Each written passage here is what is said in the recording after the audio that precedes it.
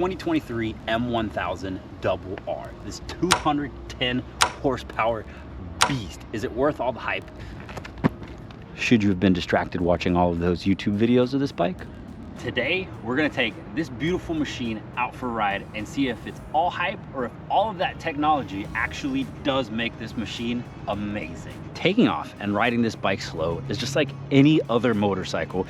If you've ever ridden before, here's what I thought when I first started moving and what caught my eye when I first sat down and got the first few miles on this machine. Oh my God, the very first thing that you notice when you sit your butt on this bike is this is a true naked. 100%, this is a true naked. I can tell that the M1000 is a sport bike. My butt is high, my feet are low. Most nakeds have a level of comfort that you can tell is a compromise from the sport bike. Not this. This, if I close my eyes while I'm riding, I can imagine a full fairing in front of me. I can imagine the S1000. I can imagine the double R. My seat, my legs feel like a true naked. But it's pretty comfortable, man. I'm not that leaned over, if I'm being honest. My feet are sport bike, but I'm used to that, so it's not uncomfortable for me. This feels more sporty than most nakeds, but it's comfortable. There's a tiny bit of buzz in the bars, nothing crazy. Obviously, we're just taking off through this neighborhood, going nice and slow. It's flicky back and forth. I can move it with my body, I can move it with the bars. The brake lever on the back feels very light. The brake lever on the front doesn't feel sharp and bitey. It has great road manners. And we're in road mode, so we're starting off nice and easy. This thing has a lot of power. The clutch grabs fairly quickly, but it's fairly easy to handle. Like, this thing's for a true sport bike, and yes, it's a naked, but I'm gonna call this thing a true sport bike. It's solid. One of the craziest things that I notice is that the quick shifter on this bike is absolute literal perfection. There cannot be a more perfect quick shifter than this one. I mean, it doesn't move the bike, it doesn't jar the bike. It literally feels like if it was just continuing the same gear. Like, you can barely tell that it's shifting. Oh my God! And that screen! Look at it! Quick shift down. Look at this. Look at this. Not moving my hand, not moving anything. I'm light, so you can tell if I'm moving. Like, you can't even tell that it's shifting, dude. And up, it's not even moving me. And we're not going at speed, obviously, but at slow speed is when the quick shifters are usually the worst. And this thing's like buttery smooth. Oh my God. Handling this bike around slow speed, clearly not where it wants to be, but it's light and nimble. There's absolutely no issues taking off slowly. It moves very nicely. It is a nice handling machine that has good road manners around a neighborhood at a slow speed. It's loud, it's crouched, but shoots through this little corner, comes out perfectly nicely. We are in road mode again. That is where we're gonna stay for now until we go fast. And strangely enough, for a sport bike, it's actually pretty comfortable. I'm 5'10", that's my rider's triangle, and I can put both feet down fairly easily. But middle acceleration, this bike has power and it knows it has power. All quick shifter, by the way. Look at that, 3, 4, it just goes. It sounds great. We're in 5th gear, 5,000, 70. Oh God, this bike is too fast. This bike is too fast. Okay, that was road mode. That was like not even the power band. Today is gonna be a fun one, guys. Today is gonna be a fun one. What are we talking about here? Cruising speed. It is a naked, a true naked. This bike has no wind protection, but I guess it's a clean gust of air. I mean, if it does block everything to like right here, so the top ab level, chest level, and this is me standing upright. So it has a little bit of protection, but honestly, not too much. The thrill of this bike is literally the fact that it's an M1000R, man. All the tech internally in the engine, in the electronics, full carbon. This bike is a beast, and even here, slowly, you can tell that it's a machine, man. It is a crazy, crazy, crazy machine. Taking off here, feels pretty good.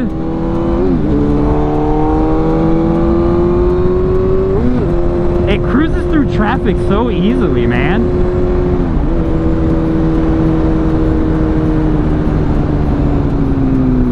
Yeah. No fuss, it doesn't ask questions, it kind of just goes. And the quick shifter makes this bike at normal traffic speed so beautiful, because like, look at this. It does, I don't even feel it, man. Like, I really don't even feel it. It just does it. Strangely enough, this bike is powerful. I fully respect it. It looks beautiful, it sounds amazing.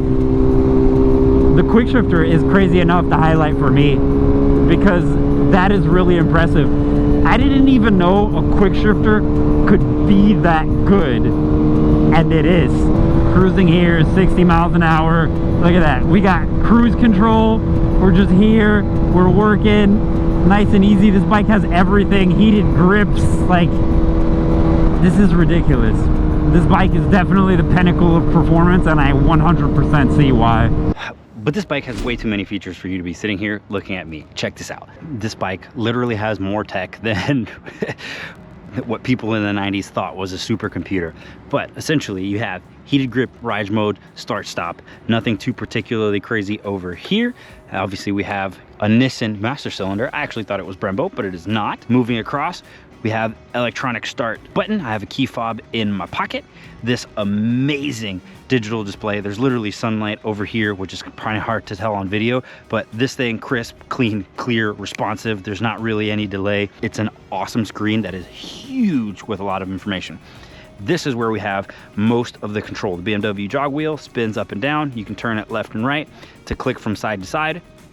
Navigate the menus. This is to adjust some of the traction control settings and suspension adjustments on the fly. Turn signal, horn, cruise control. A little strange on here, you actually have to pop this thing over to the side and then you can set and reset, and then that turns it off, and then you have your high low beams. Some of the random little tech that you can appreciate are these breakaway levers, factory from BMW. They are also adjustable on both sides. But quick look at this screen. You literally have all the tech you could absolutely ever want. You have vehicle information, temperature, fuel range, power. You can change the dash display, have navigation, have music, telephone. All of your comms can be set in here. I mean, this thing has anything and everything you could actually want. And that's not to mention ABS, traction control, 6-way IMU, wheelie control, like hill assist. It has anything and everything you could possibly want. Seriously. And on top of all of those crazy tech features, it has these 45 millimeters electronically adjustable front shocks with 320 millimeter rotors and those 4 piston Brembo calipers, obviously ×2. And these things make this bike stop like this. A very little bit of lever pull does a lot of bit of braking. There's like no play at all. There's a little bit of sponge, and even then it's still dropping speed during that, and then it hits that spot where it gets firm and it pulls all the way through, and it's beautiful. It literally is. It's so beautiful.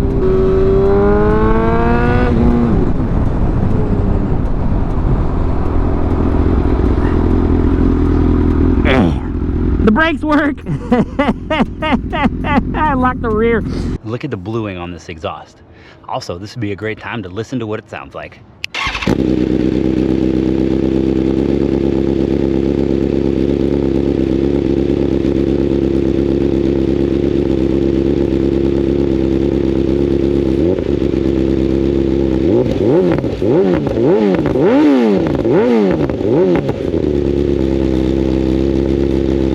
This bike does have electronic suspension, and it's fairly smooth, man. I'm bouncing on the bike, I'm jumping on the bike, and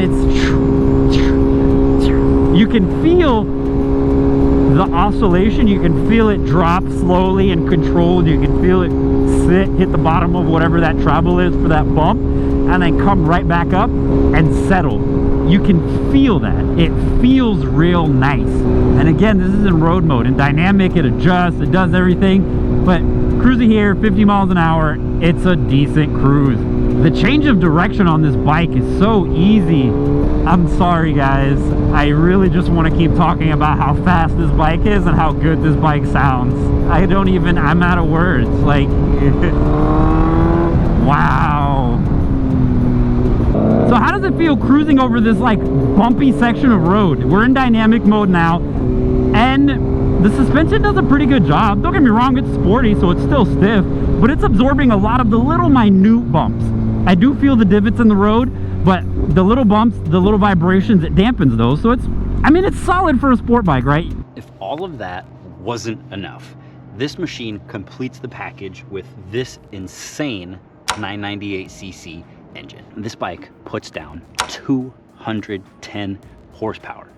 Yes, 210 horsepower and 83 foot-pounds of torque, which for this 438-pound bike is more than enough. Let me tell you what I thought while I was out riding this, because it was hard to put words to how fast this bike is. All right, so let's see how this power band is. Again, we are in road mode. This is not the top end mode. We're gonna do that a little bit later, but for now, 40 miles an hour, second gear. Let's see how this thing powers on. Actually, let's do third. Oh my shit. Oh boy, yeah, we're not gonna do no more than that right now. This bike bites. Wow. Wow. 8,000, 9,000 RPM. This thing is serious. It moved my camera. This is serious power. Oh my God. But I will say this, the bike is planted. I felt it hit the power band at 8,000 and it literally stayed down, and I could feel it start to like work the suspension and go. But this bike is freaking planted at speed. And that's not the big mode. Let's do that now. Race mode, let's see if it has a little bit more. Oh, there's more in there. There's way more in there. I haven't even got on it. I'm sorry guys. This is gonna be, I don't know if I'm ballsy enough to keep it pinned. I don't know what to tell you guys. This bike is just freaking amazing. It's just fucking amazing. It's too good. It has a great sound. It's powerful. I'm at a loss for words, guys. I don't know how to describe this besides, holy crap, it's good. Oh, man.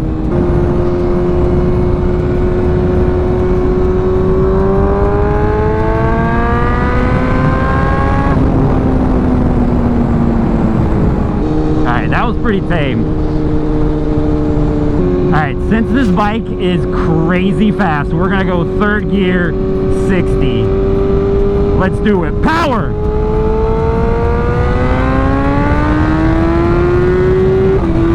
Hi, camera.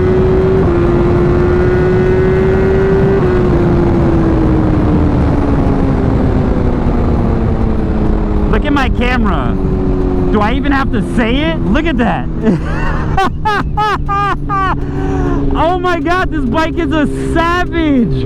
It doesn't stop. It doesn't. Oh my God, I can't even like move this up. Holy crap. I can't even move it up. Oh man, this bike is too fast. Okay, that was amazing. Amazing. This bike doesn't stop. Oh my God. Oh! Wow! I don't know how to put that into words that sound like English. I need to gather my thoughts here. I'm supposed to be giving final thoughts. So with all of that being said, is it worth meeting your heroes? Is this bike justified in taking all of your time procrastinating while you should be working, watching YouTube videos, just dreaming about having this bike in your garage? Does it meet that hype? Does it deserve all of that hype? Final thoughts on the M1000R. If this is the bike of your dreams, it doesn't disappoint. It looks good, it sounds good, it stops amazing, and it goes even better. This bike is breathtaking in every aspect of the word, and I truly mean that from the bottom of my heart. After I gave it full beans, I don't know how else to describe it, but amazing. You would seriously think that this bike, having so much tech, would take away from the experience, but this bike is so brutal, so fast, so aggressive that it needs it, and that's there to keep you safe. But it's still a raw motorcycle. Even with all of those electronics, this engine on its own is powerful. It is amazing. This thing demands respect, like in everything that you do. It is crazy. This is a good motorcycle. Thank you guys for watching this video. If you liked this review on this M1000R, check out this video right here for my thoughts on an R1.